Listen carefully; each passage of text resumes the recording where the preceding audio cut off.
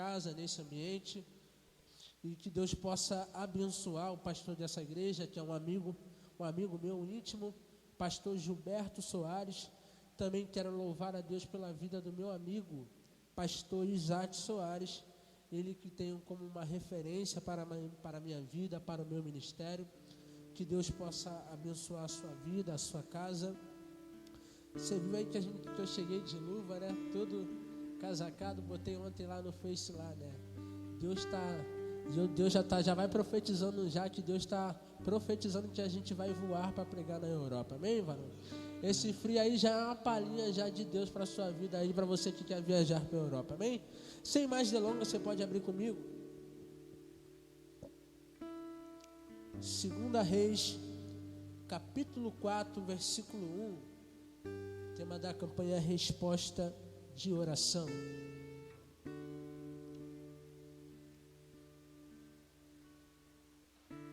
Segunda Reis, capítulo 4, a partir do verso 1.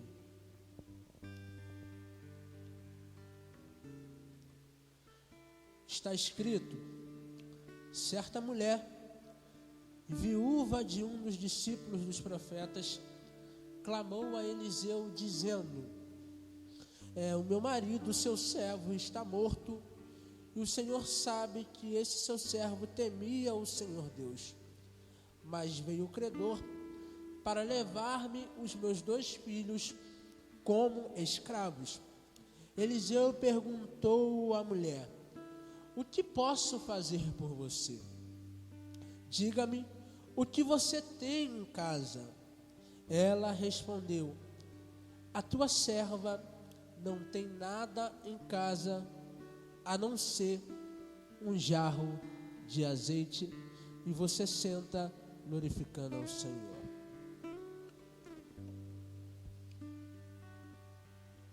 Olhe para cá, preste bastante atenção, você é bastante objetivo. Quando a gente para observar o capítulo 4, a gente observa que é uma família aqui que teme ao Senhor. É uma família, Érica, que Deus abençoe, é uma família que teme ao Senhor.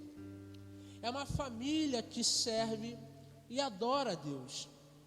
É uma família compromissada com a obra de Deus. Só que o mesmo texto vai nos relatar e vai nos dizer que, independente de adorarmos a Deus, nós não estamos isentos de passar por adversidade, por passar por algumas tempestades. Então o texto vai nos relatar e vai nos dizer que essa família que servia a Deus, que temia ao Senhor, que adorava a Deus, vai passar por um momento bastante delicado nessa casa. O texto vai dizer que o marido dessa mulher vai vir a falecer. O que me chama a atenção é que o próprio texto vai dizer, ela vai dizer ao profeta dizendo: o meu marido, teu servo, morreu. O meu marido, teu servo, morreu. Ele era servo, e por mais que ele fosse servo, isso não impediu que ele negligenciasse algumas partes dentro da sua casa. Como assim, Jefferson? Me explica. Ele era servo, mas ele não soube administrar algumas coisas dentro da sua casa. E logo depois que ele partiu, deixou uma dívida para essa mulher.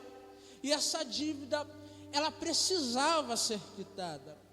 E a primeira lição que eu aprendo com esse texto é que a fé, ela vai nos permitir alcançarmos coisas impossíveis da parte de Deus. Mas apenas a sabedoria vai nos permitir administrar coisas que recebemos de Deus. Eu vou repetir isso daqui. A mesma fé, a fé que Deus te dá para alcançar o milagre, essa mesma fé que Deus te dá não serve para administrar aquilo que Deus te deu. Então entende isso daqui. Eu gosto muito de ser espiritual, mas nem sempre a gente precisa tratar as coisas no mundo espiritual do jeito espiritual. O problema é que a gente não sabe separar e tratar quando as coisas é espiritual e quando as coisas estão na natural. Ele era servo, temia o Senhor, mas não soube administrar as coisas do natural dentro da sua própria casa. E por conta disso, a família vai passar por um momento difícil, porque ele misturou aquilo que era natural com aquilo que era espiritual. Então o texto vai dizer, diante dessa situação, a mulher vai até o profeta e vai dizer: o meu marido, o teu servo, morreu, e tu sabes que ele temia ao Senhor. Quando ela chega diante do profeta, perceba, aqui existe dois tipos de pessoas. Há pessoas que se frustram por aquilo que elas perderam. Perdi tal coisa, perdi meu emprego, perdi minha casa. E o segundo tipo de pessoa é aquele tipo de pessoa que começa a se frustrar por coisas que ainda não alcançou na sua vida. Ela sofre por crise de ansiedade, porque ela ainda não conquistou algumas coisas, e ela começa a sofrer por coisas que ainda ela não recebeu na sua mão. Só que o texto nos ensina a perceber, a valorizar algumas coisas que a gente ainda tem. Jefferson, me explica isso. Ela vai virar para o profeta e vai dizer, o profeta vai virar para ela e vai dizer: o que você tem em casa? Ela vai dizer: eu não tenho nada, senão apenas uma botija de azeite. O profeta vai virar para essa mulher e vai dizer: é o suficiente para o milagre acontecer dentro da sua casa.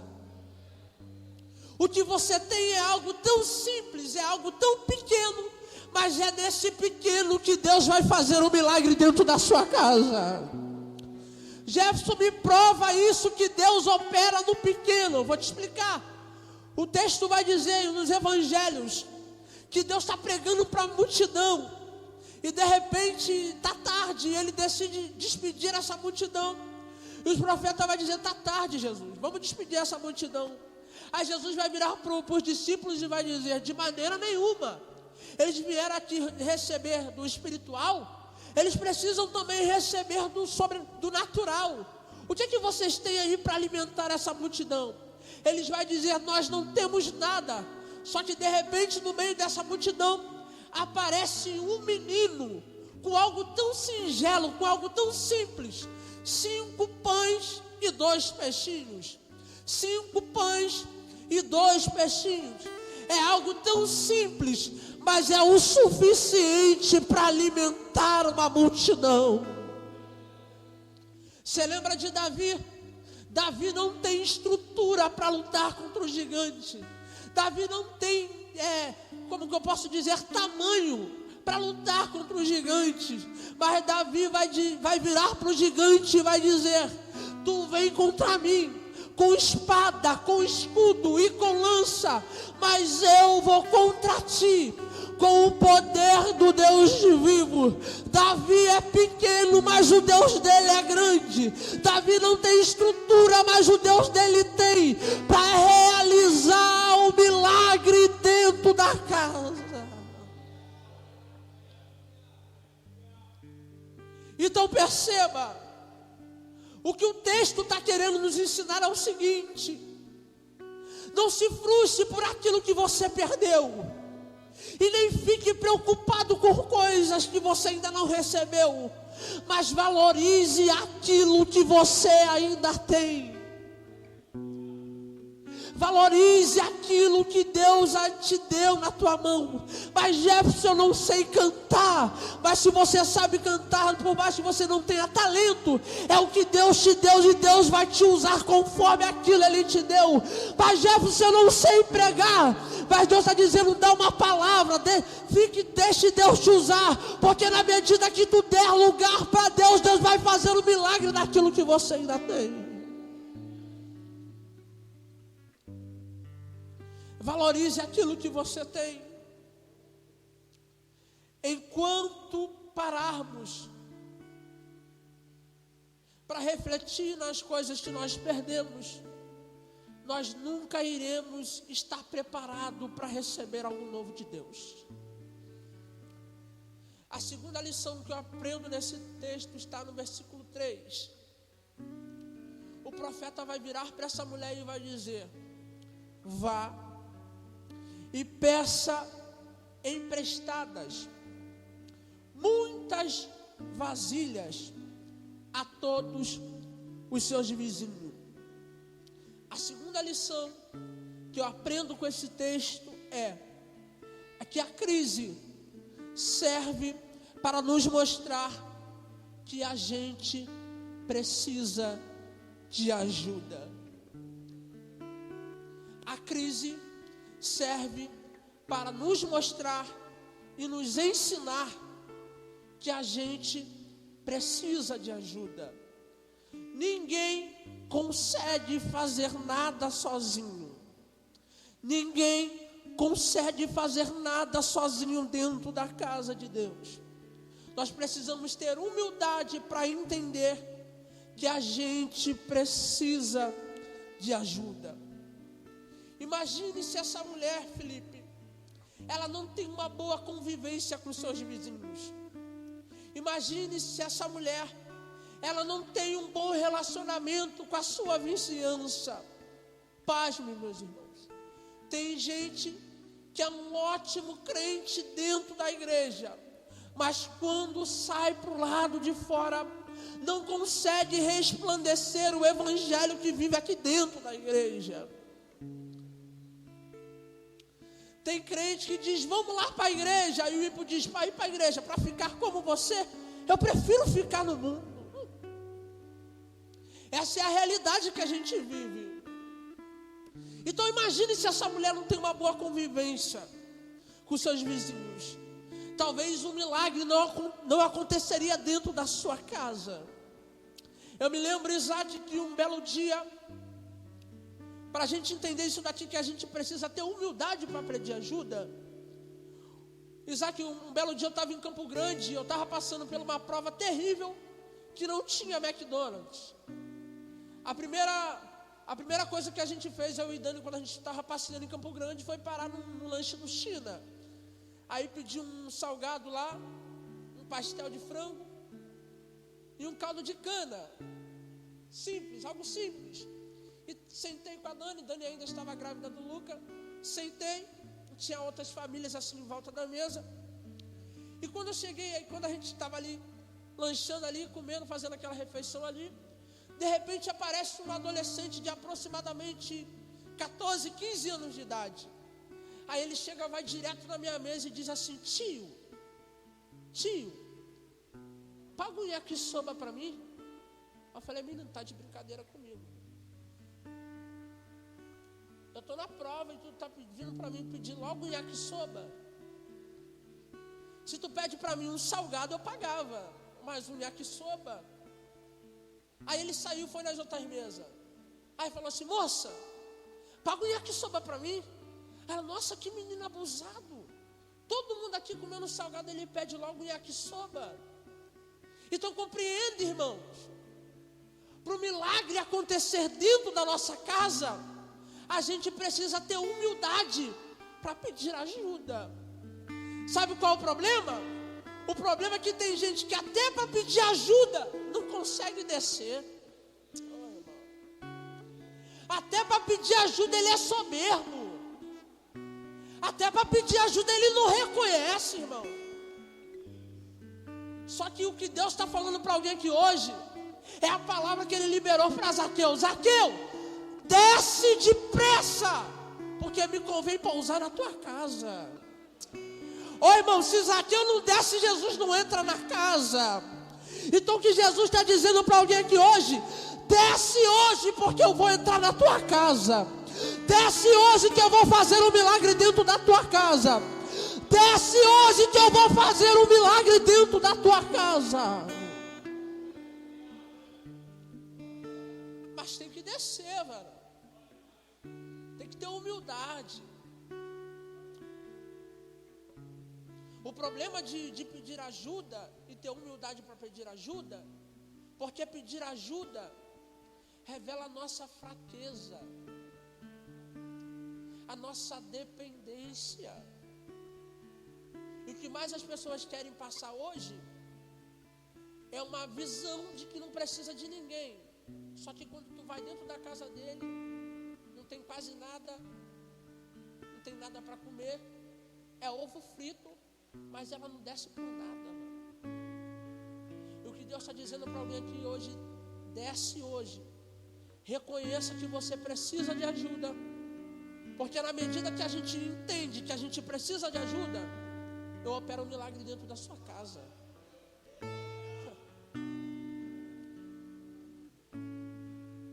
Quando eu estava meditando nesse texto acerca de pedir ajuda, Êxodo vai relatar algo que é muito lindo, para você entender o que é a ajuda.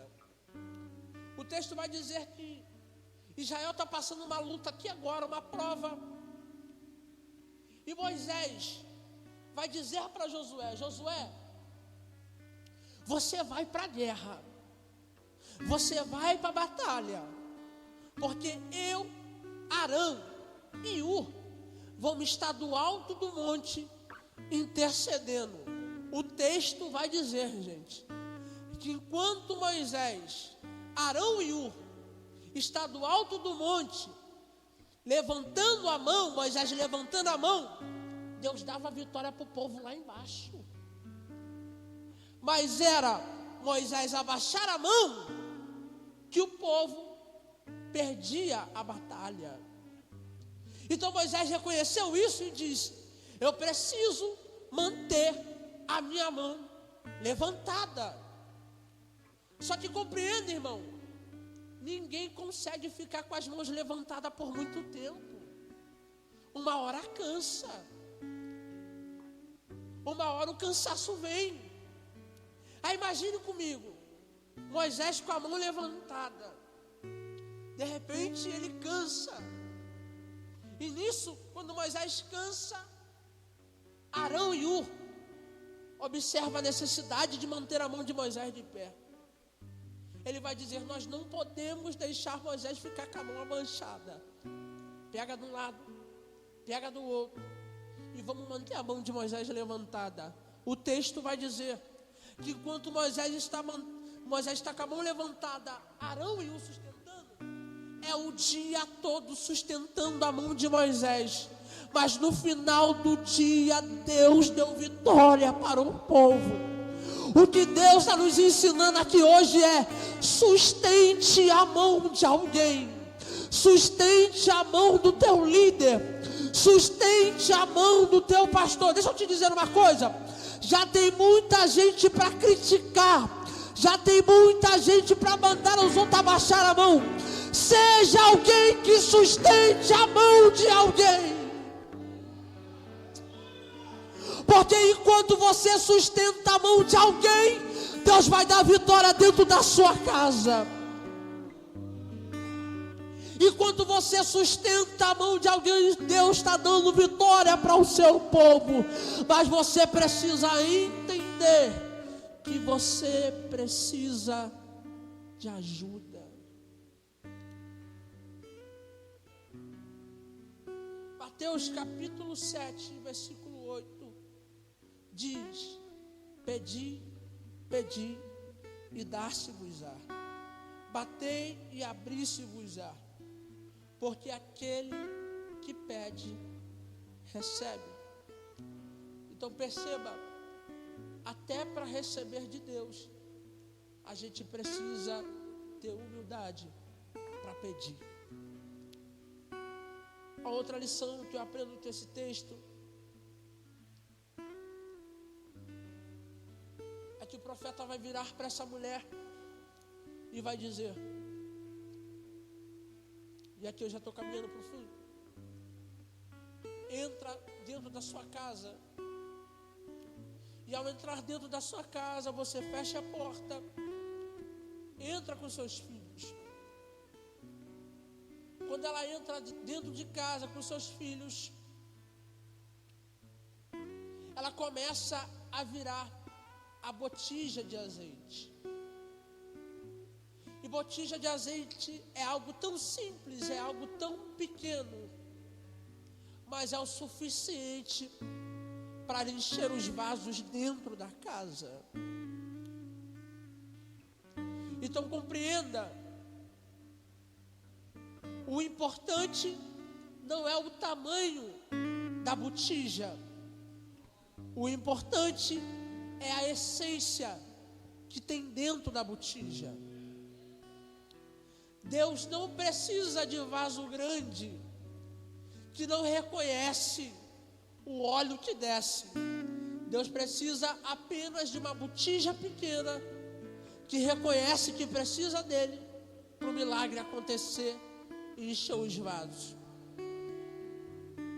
Então, tem muito vaso que é muito grande, mas ele não tem nada para encher os outros vasos. Mas já você, um vaso pequenininho, tão simples, mal sabe falar, mal sabe cantar, mas quando canta a glória desce, quando prega a glória desce, porque a beleza não está no vaso, está na essência que está dentro do vaso. E a lição que eu aprendo aqui, resposta de oração, é que o texto vai mandar ele entrar dentro de casa, fechar a porta. E fechar a porta aqui significa intimidade. Fechar a porta aqui significa voltar a orar, voltar a buscar, voltar a clamar. Sabe o que eu aprendo? Romanos, Paulo vai dizer: todas as coisas cooperam para o bem daqueles que amam a Deus.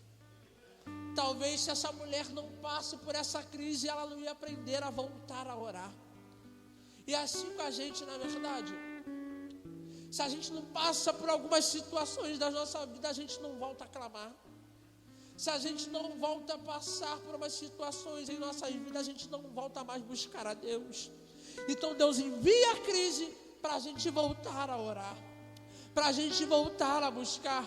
Sabe o que eu louvo e exalto a Deus?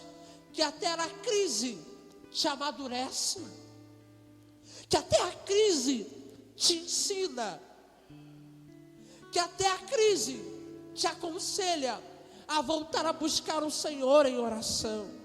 E o que Deus está dizendo para a gente hoje é: fecha a porta para o milagre acontecer dentro da sua casa.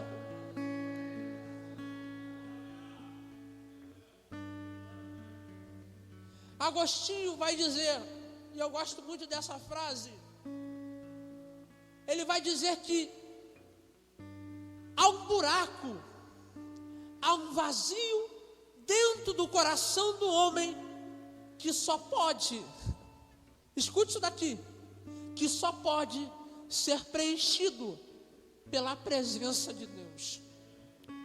É por isso que você tenta muitas das vezes preencher esse buraco com outras coisas, tenta preencher com algumas coisas que não é de Deus, e ainda você se sente vazio. Estou fraco, parece que está faltando alguma coisa. É Deus dizendo: está faltando oração na tua vida, está faltando intimidade entre nós, está faltando relacionamento entre nós, está faltando busca entre nós. E Deus está falando com alguém aqui hoje, dizendo que a maior bênção de resposta de oração que Ele pode te dar é o relacionamento com a presença dEle. A maior bênção e resposta de oração para a tua vida hoje é fazer você voltar a ser cheio da presença de Deus. É fazer você voltar a se relacionar com Ele.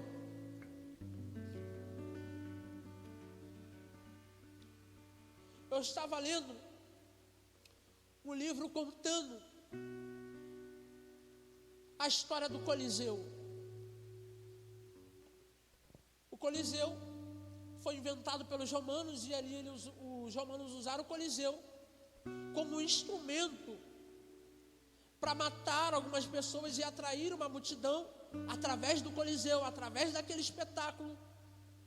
E o que é interessante é que ali, dentro desse Coliseu, colocava-se alguns gladiadores ali dentro do Coliseu para lutar contra feras, contra ursos, leões. Só que o que me chama a atenção, Isaac, é que algo ali balançou todo o Império Romano.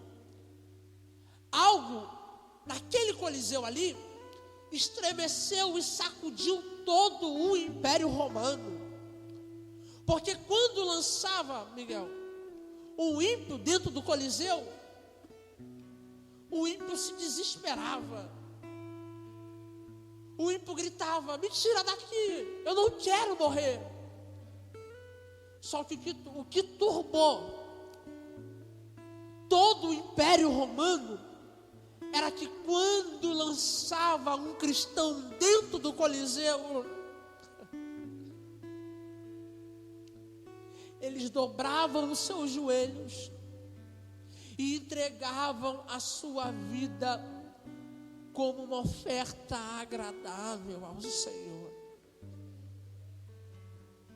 Um dos líderes da igreja de Antioquia, Inácio de Antioquia, ele está ali pregando o evangelho. O Império Romano vai prender ele, e um dos instrumentos para matar Inácio de Antioquia é lançar ele dentro do Coliseu.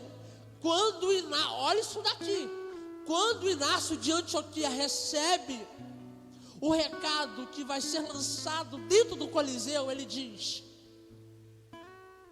a minha vida é como trigo, e se for necessário eu ser moído, que eu seja. Eu sou um discípulo de Cristo. O que importa é que eu desapareça e Cristo reine para sempre. E Cristo seja glorificado através da minha vida. A maior bênção do cristão é ter relacionamento com o seu Pai. A maior bênção do relacionamento com Deus é desfrutar da sua presença. A maior bênção para o cristão é desfrutar da glória de Deus.